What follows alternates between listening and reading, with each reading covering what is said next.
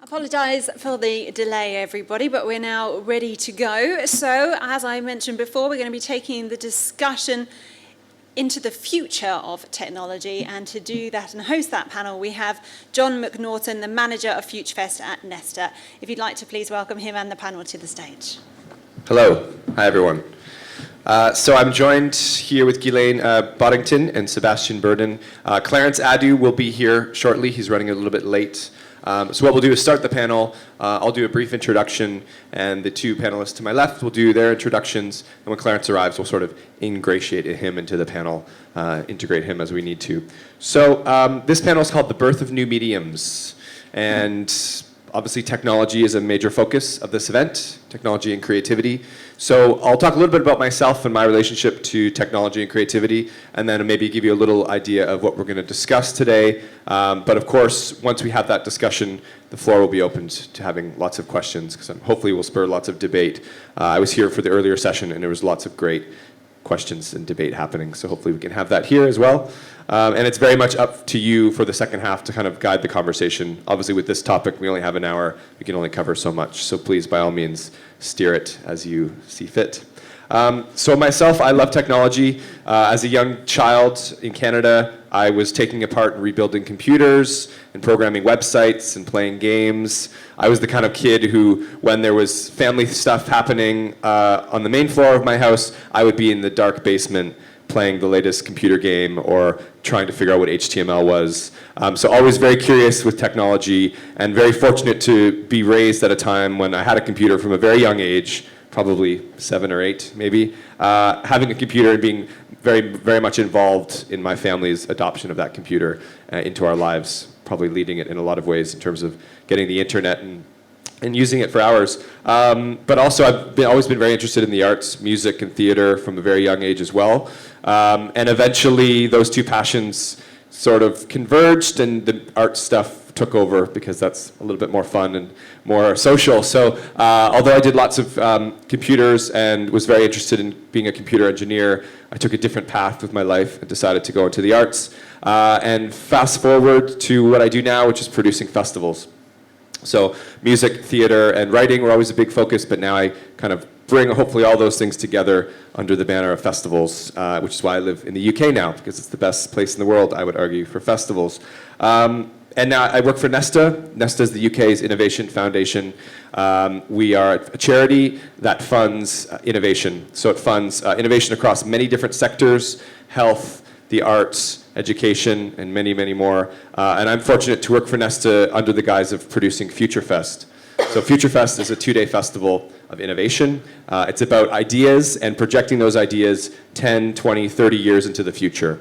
So although it's not a technology event, it's not a gadget show, it does use technology quite often to interact and engage audiences, both real audiences and online, virtual and in the flesh, and also present the ideas.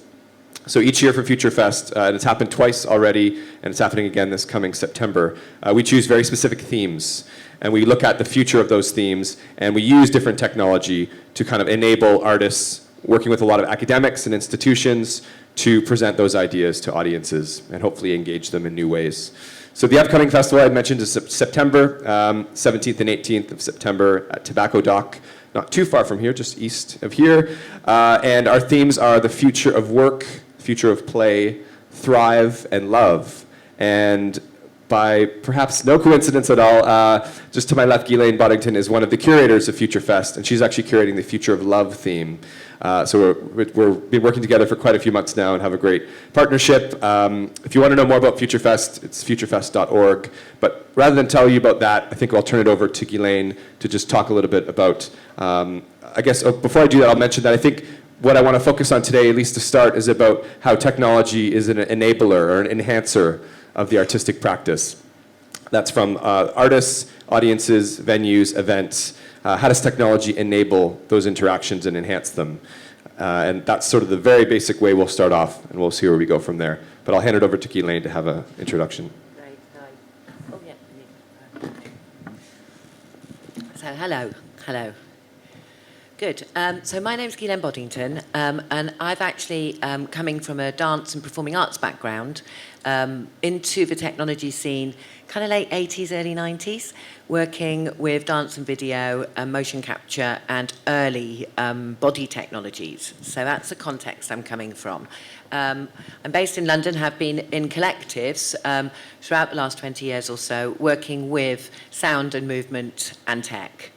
In two collectives, Shinkansen in the 90s and now Body Data Space. And as Josh says, at the moment, part of my work is with FutureFest, the last 2 or 3 years actually. So I'm going to talk a little bit about our work in collectives in relationship to developing integrated art/technology projects. And I've just picked 2 or 3 key methodologies that we've, I guess, have organically emerged from the groups that we've been working with, which may help with today's discussion. This is just a touch base, really. But so first of all, because obviously with the dance and the body is the most important part of what I'm interested in, and my body knowledge side is in depth. I've always put the body at the centre of technologies. So Body Data Space is about the body at the centre of technologies, the body creating data and using that within virtual and in physical space. And we're very interested in that blending, the blended virtual physical, and how we can start to flow and be fluid between the two. So rather than looking at disembodiment, which is, a key negative around the body, we've always looked at hyper-embodiment and the enhancement of our natural living bodies, and how today's tools, digital technologies, can actually enable that to happen. So one of those areas, of course, is sensory enhancement. So we're all aware through the fitness movement side that we can start to gather data from our bodies, quantitative self. And biofeedback, of course, is now being used in many art installations and creative projects too. So in relationship to that, there's one methodology that we've always held key, and it really is, I think, came up partly in my head because of this morning's discussion too. It's actually how not to polarize these points of art and tech. There's always this discussion, well, it's about the art, it's not about the technology, or it's the tech that's important, and if the art comes through, great. Well, actually, there's no need to polarize these. We actually need to work with a very clear thinking, and we have a very simple metaphor we use called the weave, where we look at plaiting, like plaiting hair or making ropes or whatever. And actually, simultaneously, you have to draw those strands over each other and create as you go in real time, not allowing one strand to go ahead of the other.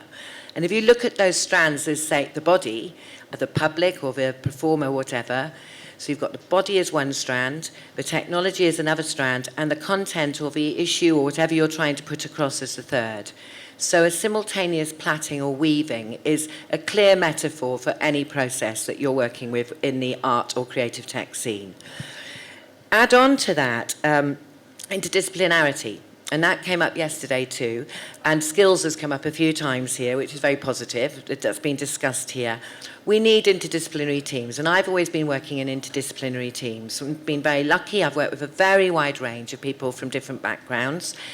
But we need to work with experts still. So our methodology is really to work specialists in collective practice. So we are inter-authoring, we are co-sharing, co-creating. I process direct the process of co-creation in teams which might have experts or specialists from 20 different areas. And this, again, takes a bit more time. You've got to find your common language. But it's essential, I think, in the actual final weave of the work that comes through. And so that expertise in collective terms is very important. A third, I think these two are very important, very simple methodologies for future onwards and must come into place. And then there's 2 bits I wanted to mention, which I think are clearly future needs, which we are starting to see coming through in the art technology scene, in creative tech. We all know it's needed. One is immersion. And that, again, has come up a few times from artists presenting in the last couple of days. 360 degrees, domes, you're probably aware, domes are starting to occur all over the world. There's a major built dome in SAT in Montreal, where they're commissioning artists to make great works in 360 degrees. There's a lot of mobile domes that are now travelling around for educational use, for social use, and art stuff. But that possibility of being immersed, a full body immersion in data, and actually how we start to work with that data within group immersion environments, not in headsets where we are physically disembodied from each other, even if we are in the same virtual reality work. So here I'm holding on to the natural living body without add-ons, without things that make us, disembody ourselves because we're in headsets or feel like we're not moving naturally because we're covered in wearables. Yeah, so, and the fourth area then is the convergence area. And I think that for me, in my knowledge of it, and doing the FutureFest curation and other curations, we've got some wonderful work coming out at the moment. And people are specialising in incredible sets of biofeedback into touch, haptic pieces. There's some amazing work happening now around smell and taste, which will come into FutureFest too. There's some great stuff around motion and how we actually start to work within motion within VR. But at some point, these things all need to converge. So if we look 10 years ahead, those convergences are what we will be in. We'll be in those immersion spaces with touch haptics, with motion reactivity, etc. And we will see across the next 10 years those expert pieces being converged together into some wonderful results, and I feel really positive about it. But we need to enable that convergence. We need to enable the risk and experimentation for that to happen. And we need to look at interoperability between all those different aspects linked to body reactivities. So I'll finish there, and we can come back, I'm sure, with questions. So. That's great. Thank you, Ghislaine. Sebastian, do you want to go ahead and introduce yourself, please? My name is Sebastian Burdon. There should be a video playing. Let's wait for the video. And I run a small digital production company called Creative Knot, based here in London, and I specialize in 3D and motion graphics. Majority of my clients are branding companies or marketing companies or event organizers, for which I would do various idents, adverts, or animations. Most of that is just for digital displays, and there we go. Most of that is for digital displays, and there is very little interactivity in that. However, over the past few years, I've been working more and more with artists and art installation companies who try to push the boundaries a little bit more and create work that is a bit more immersive than just what you see on screen. Especially the artists that try to create something that people can interact with. If it's just a plain projection that you could actually interact with. Right now, those are just a few examples of more commercial work. You can see a variety. Some of them are very cartoonish, some of them are photorealistic. However, it's all, if you watch it like that, like now on screen, it's just flat and there's no interaction with it. So when working with artists, they try to push the boundaries a little bit, and we'll see some examples of that work in a second.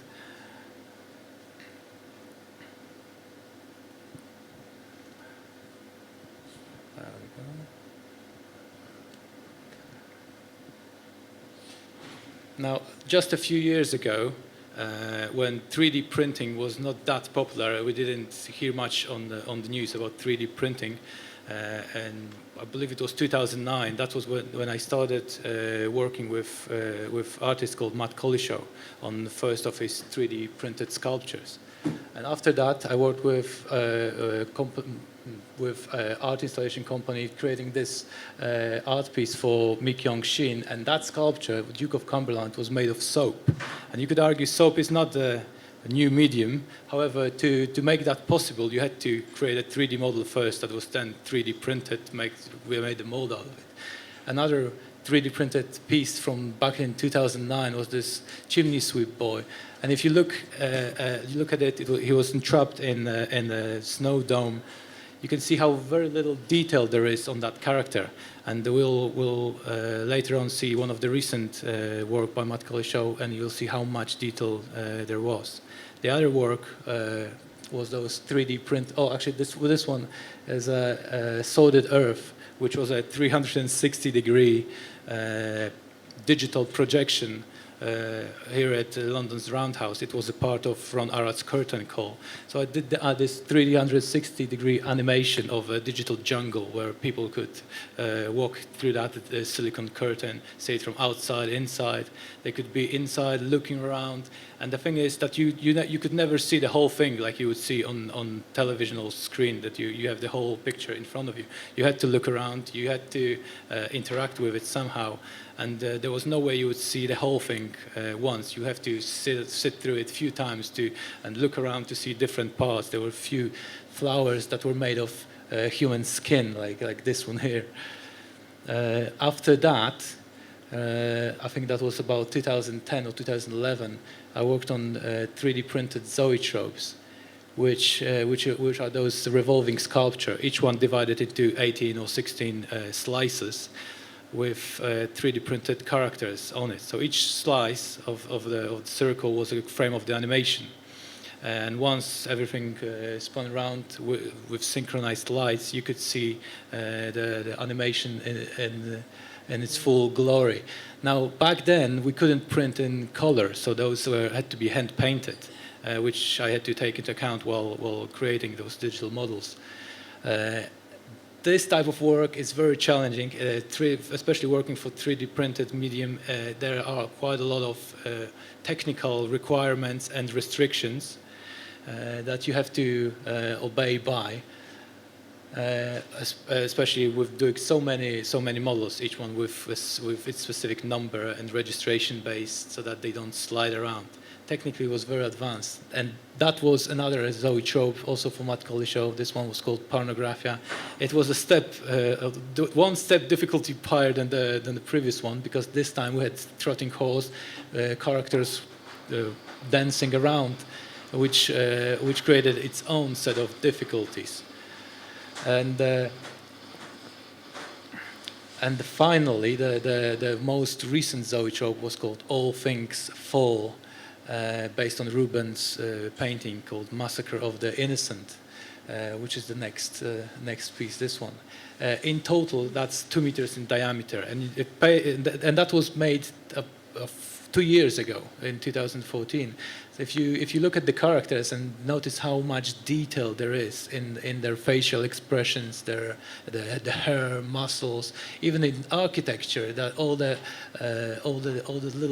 little bits. Even if you have a look at her, how detailed that is. That could not have been done by hand, unless it would take years to accomplish. It's something that we could do only with digital medium first, and then do it with 3D printing. Now, on this project, I was responsible for doing everything. Well, like on the other projects, everything, but in 3D before it was 3D printed, so that we could see it, test it, see how it moves, how it reacts, and afterwards. There was quite a lot of post-productions on those models as well. So now it's not only digital and you hit print, but also quite a lot of smoothing, so that you can't see that it was actually printed.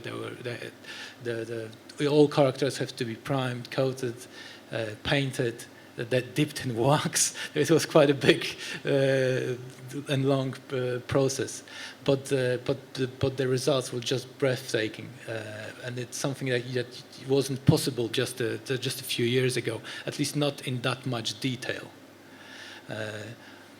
Even though it's a bit scary and drastic scene when men fighting with women over babies. So that's more or less what I do. Thank you. Thank you very much. Wow, really amazing work, Sebastian.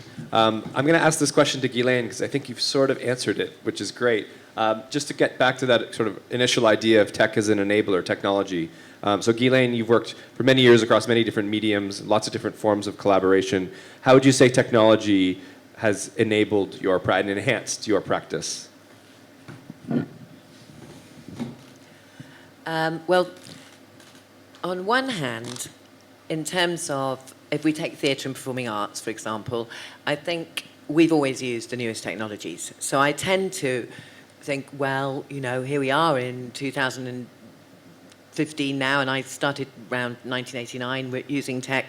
And these are our latest technologies, video at the first, and then we started to be able to use motion capture and various things. No different really than Shakespeare starting to use trapdoors and gaslight and various other scenography effects. So throughout time, theatre's always taken on technologies as fast as possible and integrated them and used them for effect or for enhancing the content and the message coming across. So on the other hand, for me personally, again, looking at performing arts, performing arts is a group practice. You always are collaborating. Yeah, even as a solo artist, you're collaborating. You're collaborating with light, costume, scenography, or whatever. But we're taught our education is in group work. We work in groups in the main, and if you look at dance, one thinks, right, you've got to be physically together. So throughout the 90s, my work was mainly developing use of telepresence, so full-bodied telepresence, so like full-body Skype, and using that between studios and stages around the world so that colleagues and people I needed to work with, that we could work together, that we didn't have to be travelling and constantly out of our own countries and working in physical studios together physically, that we could do this virtual physical work. That for me has extended massively into the social purpose of connectivity. And it became very important in that work with the body to look at identity, to look at interculturalism. And so the last 10 years or so, that work has been focused more on the huge advantages of using this digital tech and this connectivity that we have to other people anywhere. Great, thank you. So, Sebastian, obviously seeing what you've shown us, your work is very technologically enabled, let's say. I don't want to say dependent, but very That's enabled. Do you think, based on your practice, does technology level the playing field? Does it democratize the kind of work that, the kind of people that can become artists, the kind of work that can be created? I think, well, it did at up until some level, because now creating some of the art is more affordable for regular person. However, creating zoetropes like that are not. So it did level it until some point. Although what I've noticed is that working with brands, they often times quite conservative. And the artists, on the other hand, like to experiment. They want to push the boundaries a little bit more. And like you saw with those zoetropes, each one was more complex. There was more detail. It was more difficult to create. And I think even though there is great access to software to do that, I would argue that anyone can do it. It just takes time to learn how to do it. And so the level field is quite flat, but still you need to put the work and familiarize yourself with that technology. Okay, that makes a lot of sense. So if theoretically the tools are available to many people, and we're obviously very fortunate to be in London. There's no shortage of great training programs and institutions, and the ability to just see amazing art, let alone create it, is very much available here. But I'm wondering, by using all these tools that you used, and this is a question for both of you, does it come to a point where there's too much choice, there's too many possibilities? I think of this great phrase often, which is options enslave, limitations liberate. Options enslave, limitations liberate. The easiest example I can think of that is traditional theater, or like a black box theater. You have a room and a stage and people, and you need to make things within those constraints. You know, maybe with some sound, maybe with some lighting, but you're not necessarily talking about bringing in technology to create a piece of theater in a black box, or even a room like this. So, but with the work you're creating, Sebastian, and I definitely know, Ghislaine, knowing your work, a lot of it is using incredible technological enhancements. Does it come to a point where there's too much choice? I don't think there is, because even with those zoetropes, there is a lot of restrictions on what can be done, what can't be done. For example, all the little figures need to be attached to the base somehow. So even though at some point there is a baby falling through from the top tier to the bottom tier, it has to be attached somewhere. So there are restrictions. There are some limitations in what can be done and what can't be done. We have quite a bit of choice on how to do how to do work, and there is a lot of training, like you said, available. But at the end of the day, if you grab some paints and the paintbrush, would you paint Mona Lisa? No, you wouldn't. So it's even though it's available, I think at its core, I'm going to say the F word, we're going back to fundamentals. So you have to have the basis to do great work.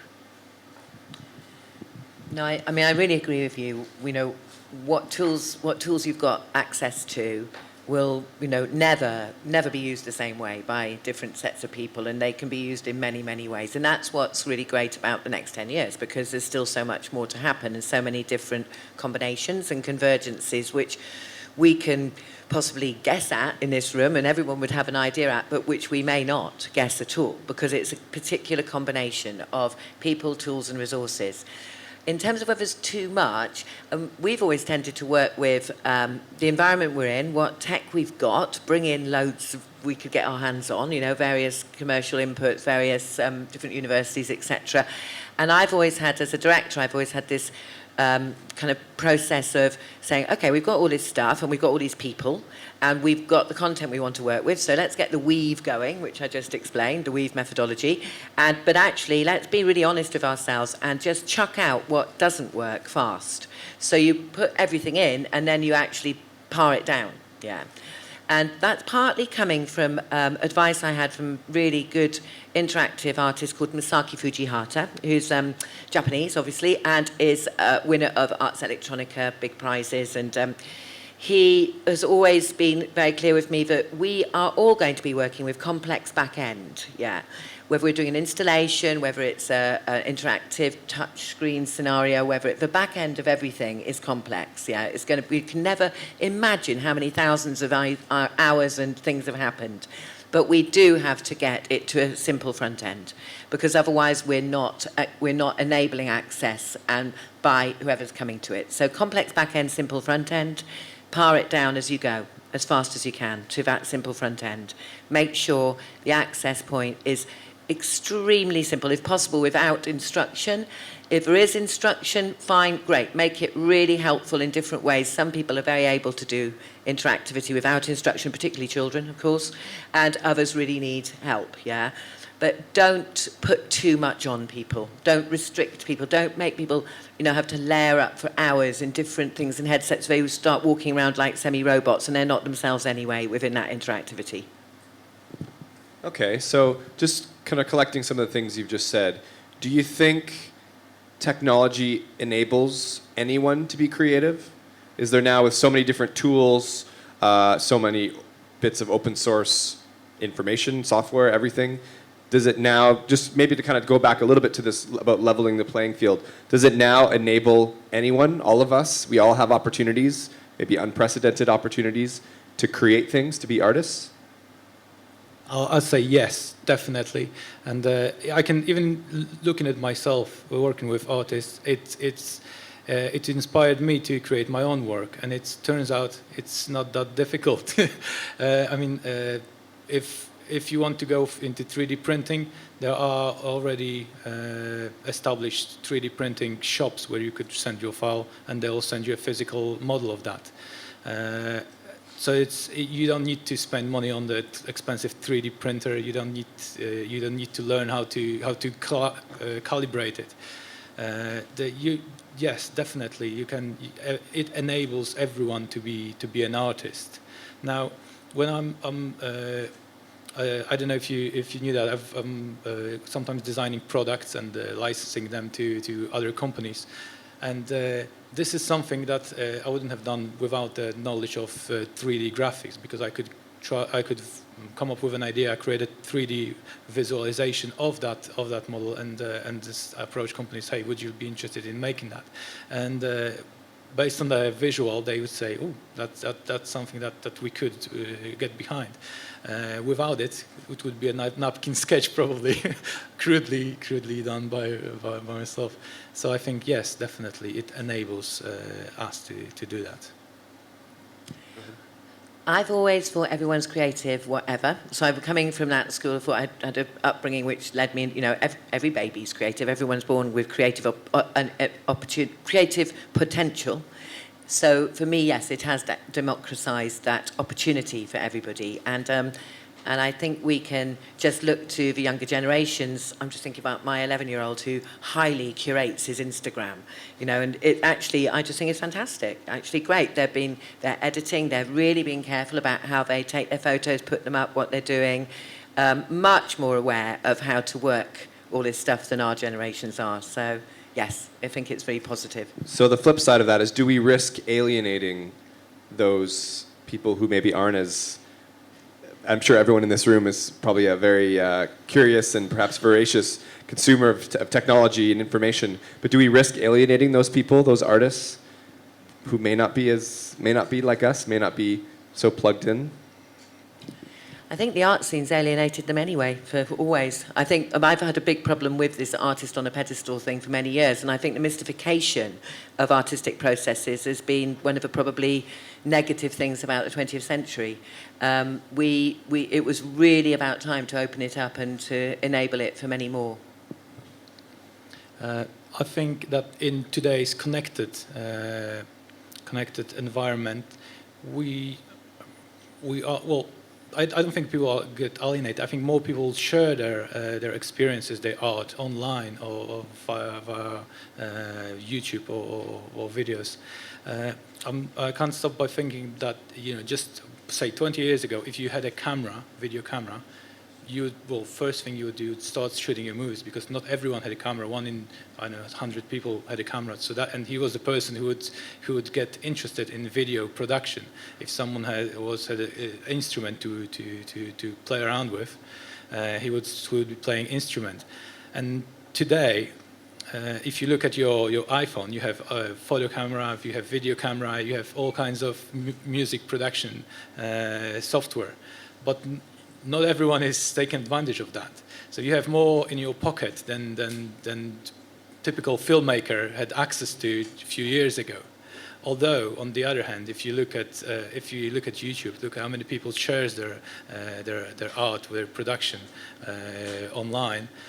It's safe to say that they just because they had access, they got enabled, and they are becoming better artists because of that. I think that's apropos.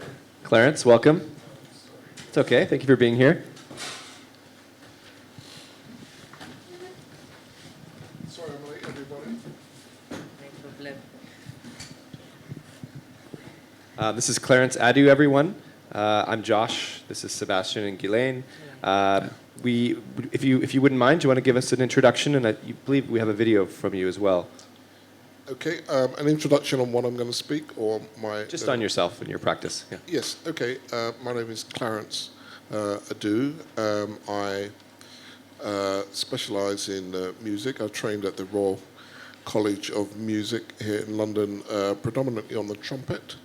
And I used to work for a few years in and around London, playing all sorts of music, theatre, pop groups and classical orchestras, and ended up taking a job with the orchestra, Royal Northern Symphonia, up in the north of England.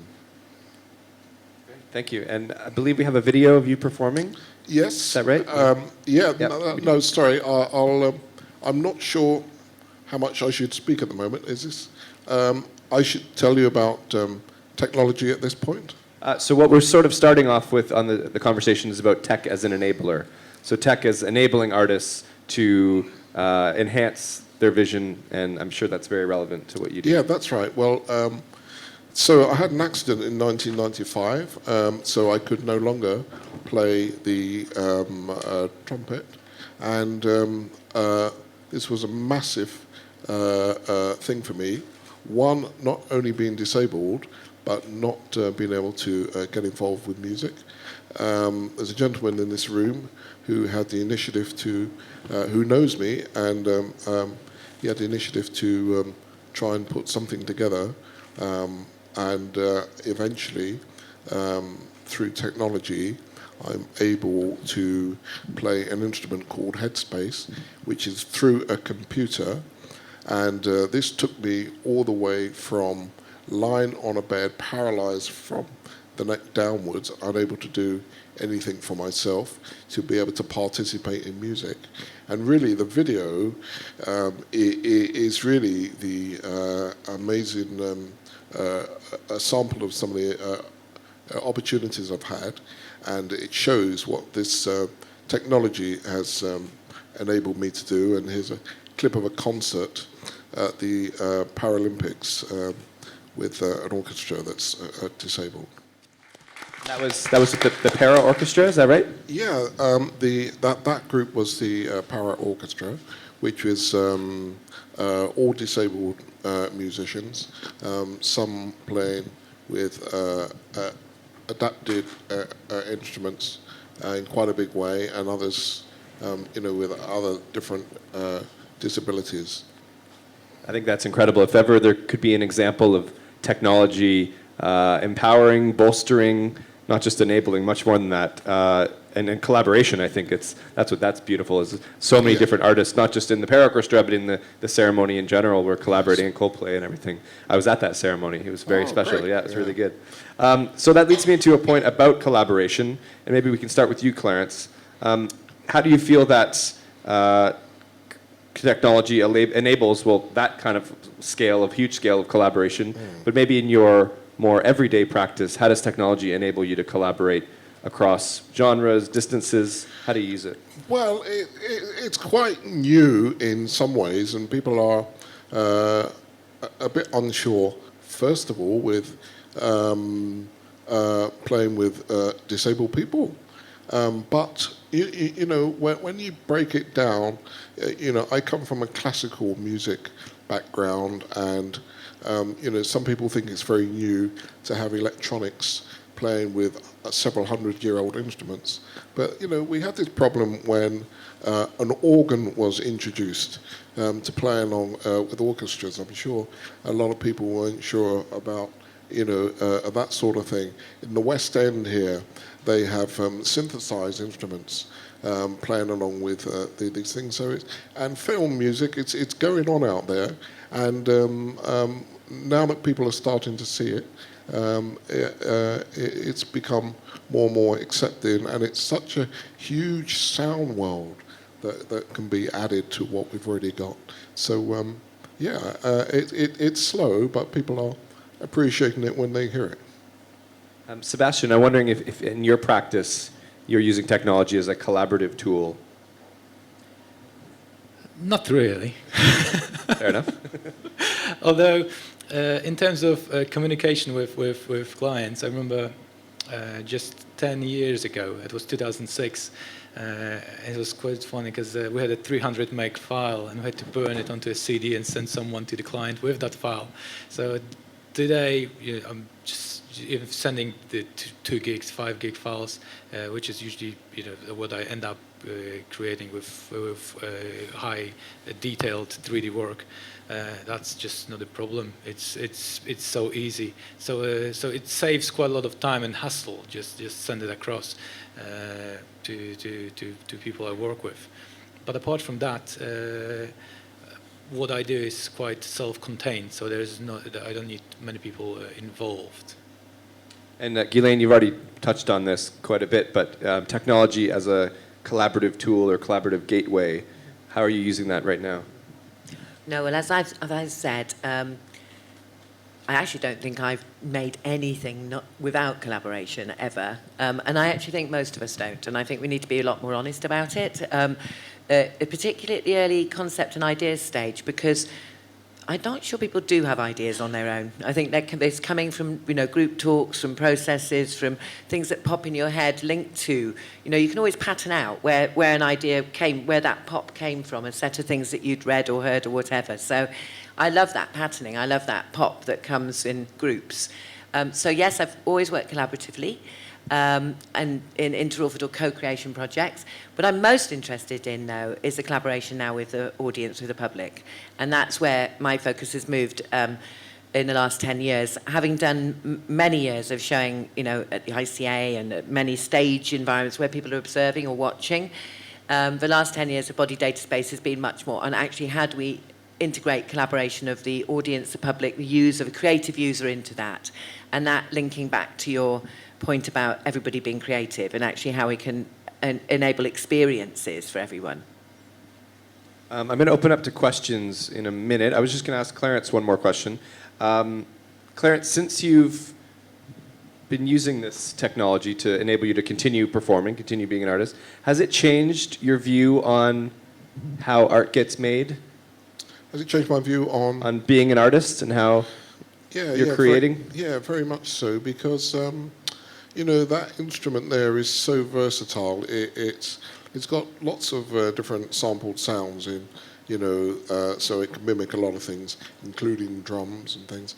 But it's also got a sound world in there that is made up of pure electronic sounds, and so, you know, having the training that I had to play, you know, straightforward classical music or Western music written down, I'm now pulled into a world where we're just appreciating the quality of sound, and I find myself having to improvise and listen and take people maybe to a new place.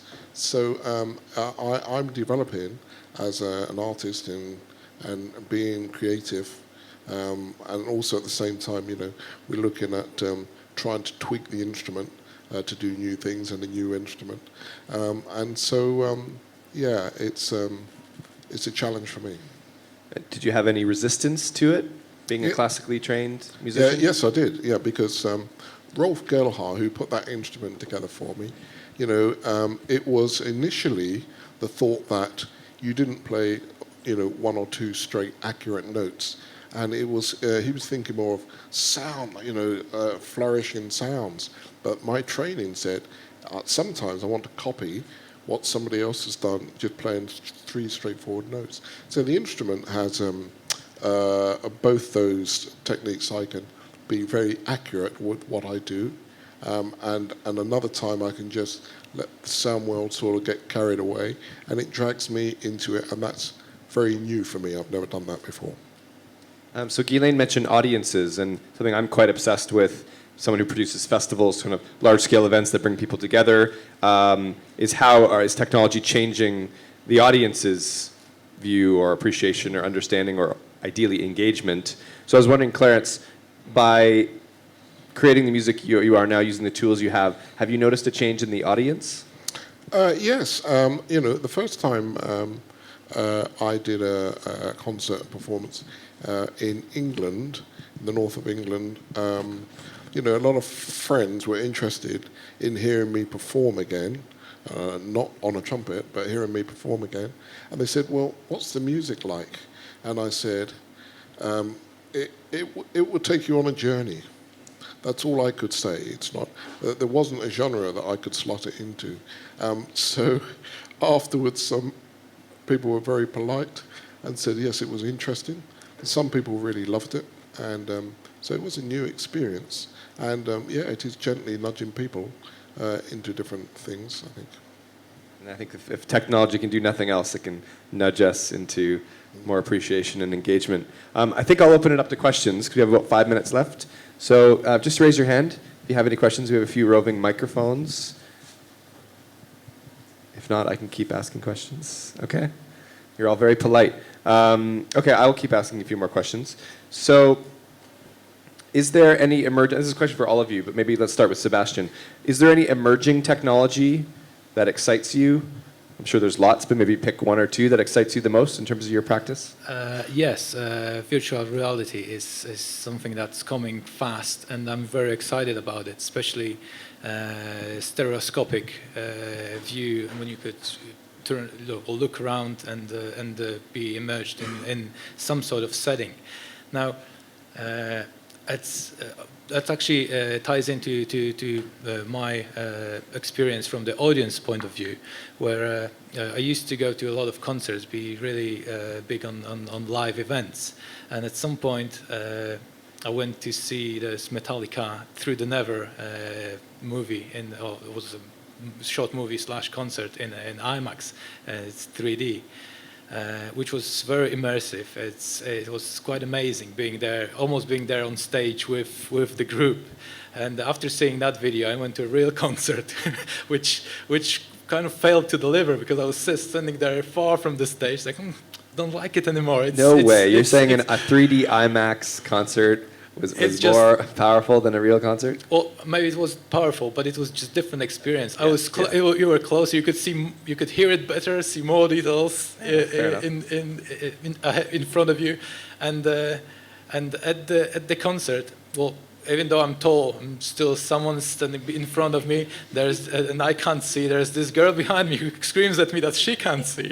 So with virtual reality headsets, I'm thinking, would it come to this point where at a few years into the future, we would have a live streamed concert, stereoscopic 3D, where we would have a group of people all with virtual headsets, as if they were on that concert, seeing, with ability to look around and see the whole gig around them, and you would be in a crowded space with other people as well, so you could play along, jump around like you would at the real concert. So that's something that I'm very interested about, and see if that's coming or not. Yeah. I suppose I said no way because that purely out of self-interest as someone who wants to produce festivals and live events. I was like, no way. That's the things I'm doing are better. Okay, you make some good points. We got some stuff to work on. Ghislaine, is there any bits of technology that excite you? I mean, VR, yeah, for sure. The whole AI area, I think there's a lot more to do with mapping, holograms that we've just been seeing from Holition, etc.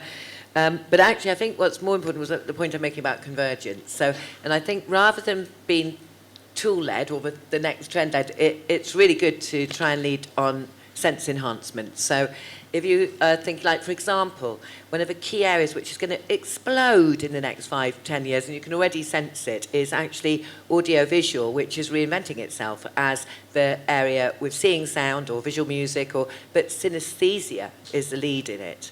It's the sense of synesthesia and the deeper exploration of that actually is starting to shift the whole way that seeing sound is looked at. So, and we know there's so many environments that is imperative skills for in the future, whether within VR and within many sound design areas. So I think the thing to do is to look at the sense enhancement side, decide what you really want to push forward on, and pick your tools and converge your tools linked to that. So, for example, the other area is touch and haptics. That's another area that can be converged very fast now in the next few years.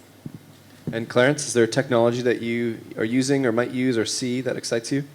Yeah, I'm just at the stage of trying and developing another similar instrument to mine, and the technical people are getting very clever in as much as I'm wanting it to be as realistic as possible. So now I'm trying out computers where you blow and breathe and all of these things, and the instrument's very sensitive to that. I'm always interested in technology in different forms, and I'm thinking this would be quite an interesting idea, having a headset or a virtual experience. But I'm wondering really how sensitive our bodies are, because there are some concerts that I like that I actually, are aware of the energy from the performers or aware of those around me. And I haven't tried, these headsets to see if that would be missed, but there would be a lot of advantages, I think, in some of those areas. And the more they keep pushing forward, the more we sort of join them together and discover and learn about ourselves, what we experience, how amazing our eyesight and hearing is. Yeah, and I think you bring up a good point. It's something actually Ghislaine and I talk about quite a bit, is although there's a huge proliferation, and I'm sure we'll see it this year more than ever, of these sort of I call them one-to-one experiences, these experiences of being in a headset, and there's even some of those experiences just downstairs over there as part of this event, and that's all really profound, but we still are humans going to want to crave what we're doing right now. We're in a room, we're talking. It's great that you can watch this on YouTube after the fact, but we're all having more of an experience and more of an energy, a collective energy in this room. And that's never going to go away. Again, I'm speaking out of self-interest, but I don't think that's ever going to go away, and that's something that the VR and whatever tech it is, whether it's VR, any sort of, or social media, or any technological advancements, that's the one thing we need to start integrating is the convergence and the collaboration and the sort of group energy, because we're always going to crave those things, no matter how amazing the screen-based experiences are. I think we have to wrap up right about now, so I just want to give you each a few seconds if you want to plug any upcoming projects, areas where your work can be viewed, whether it's live or virtually. I mentioned at the beginning about FutureFest. That's the festival I produce, futurefest.org, on Twitter at FutureFest. 17th and 18th of September. Tickets go on sale at the end of February. Just go to the website or Twitter and keep an eye on that. Ghislaine, if you want to tell us about anything you have coming up. And obviously, I should also mention FutureFest and particularly the Future Love theme. So, yeah, do come along. It's a great weekender, actually. It's great. And we'll have some quite full-on strong debates and keynotes and as well as lots of experiences. And other than that, actually, I'm working on a project called The Games Europe Plays, which will slot into quite a few venues across London in the next few months, linked to European gaming and representation of the body in virtual physical gaming. Plus, I work with University of Greenwich and Middlesex University, so I have got some keynotes coming up, which take a lot of what I've been saying into a much more deeper level. So you can check our website, it's Body Data Space, and we've got good Twitter streams. I guess I should mention we also run a project called Women Shift Digital. So that's about innovative digital creatives, women who are doing great stuff, celebrating networking. So that's also got its own website, Women Shift Digital. Sebastian? I'm working on another zoetrope currently, topic of which is debauchery. So there will be a lot of drinking, women, men. Topic's debauchery. Yes. Oh, so I can't tell you much more about it at this stage, but please have an eye out on that one. It will be by Matt Colley's show. And your agency is called Creative Knot, is that right? Yes. N-O-T? Yeah, great. And then Clarence, do you have anything coming up that we should know about? Well, there's different things going on and different collaborations and exciting things, and I have to work a little harder updating my website, so when people look on there, they'll see what I'm up to. Okay, well, thank you very much, everyone, for coming. I'd like to thank Guy and the whole Zealous X team, everyone here who's been really great. Please give a round of applause to Clarence Adoo, Sebastian Burdon, and Ghislaine Boddington. Thank you very much.